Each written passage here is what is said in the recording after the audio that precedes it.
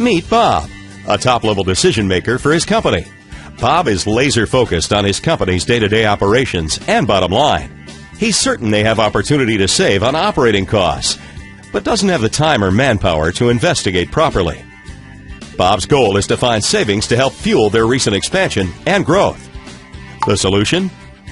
Meet Steve, a cost reduction expert. Steve meets with Bob to share how he can increase profits for his business without needing a budget for Steve's service.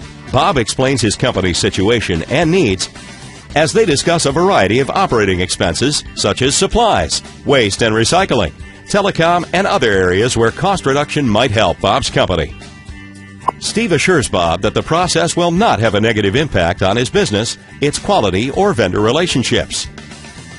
Steve also shares how he has assisted other companies over the last 14 years in finding millions of dollars in overcharges and credits and got those refunded.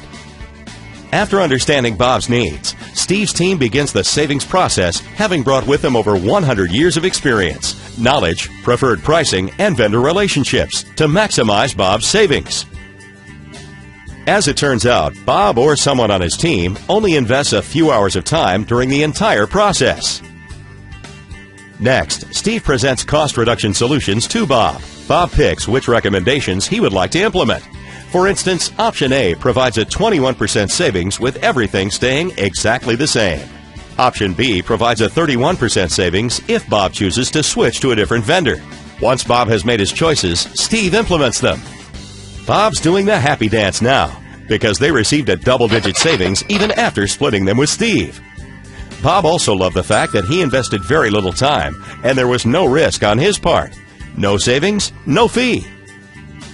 Lastly, Steve confirms with Bob that he will monitor progress on the savings for 36 months to ensure they are sustained. Bob is thrilled and feels that Steve really cares about his business.